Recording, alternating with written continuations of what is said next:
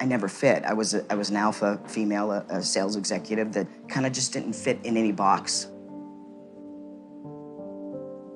When psychologists or somebody that I was in love with or whatever said that I was in the wrong body, I started to think, well, maybe I am.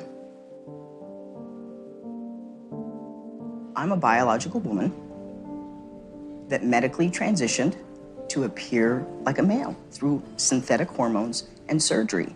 I will never be a man. Is it transphobic for me to tell the truth? Why is it that a couple hundred years from now, if you dug up my body, they're gonna go, yeah, that was a woman, had babies? Can you tell me about the procedures that you had? I've had 7 surgeries. I've had 1 stress heart attack.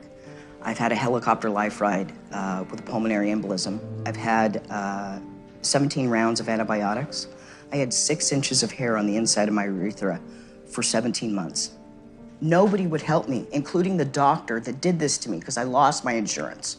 I get infections every 3 to 4 months. I'm probably not gonna live very long.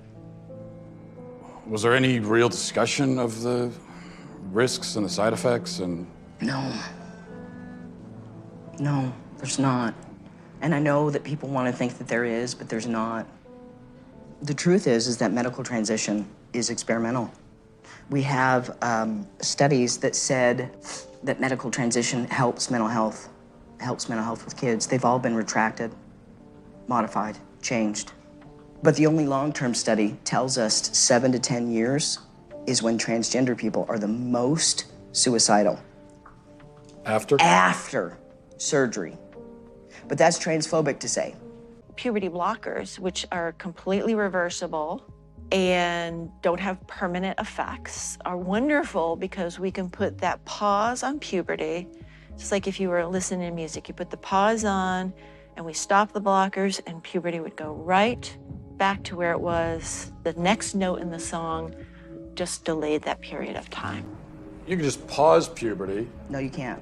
And then pick it up? No, you can't. In the future? No, you can't. How many studies do they have, long-term studies, on hormone blockers with children? None. For the first time in history, a marginalized group has a huge dollar sign on the top of their head. Every child that they convince is transgender and in need of medical transition, it generates $1.3 million to pharma. And we're believing a pharmaceutical company, Lupron, hormone blockers, reversible, so they say. Well, the truth is that in 2003, Lupron was sued and deemed a criminal enterprise by the US government. They paid the most fine of any pharmaceutical company at that time, $874 million, wrote a check. Is Lupron chemical castration?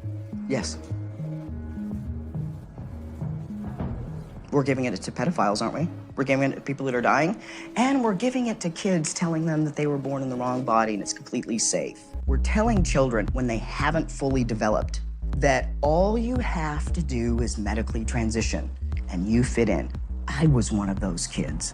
It got me at 42. Your child doesn't have a chance. What do you say to parents? A parent comes to you and says, my 8-year-old son is telling me he's a girl. Yeah, great. You're gonna have them do an experimental procedure that creates the most suicidal ideation of any other population 7 to 10 years after, transition. And here's what I tell parents.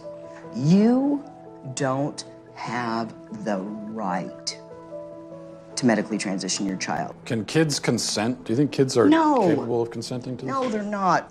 Being a parent is loving the hell out of your kids and helping them see around corners. We have 5 children's hospitals in the United States promoting that. And what? That's a phalloplasty. That's a bottom surgery. We have 5 children's hospitals in the United States telling girls that they can be boys at $70,000 a pop in a surgery that has a 67% complication rate. That will kill me from infection, that I can't sue on we're butchering a generation of children because nobody's willing to talk about anything. I have 3 kids. At the age that they're doing this to kids. I'm not transphobic.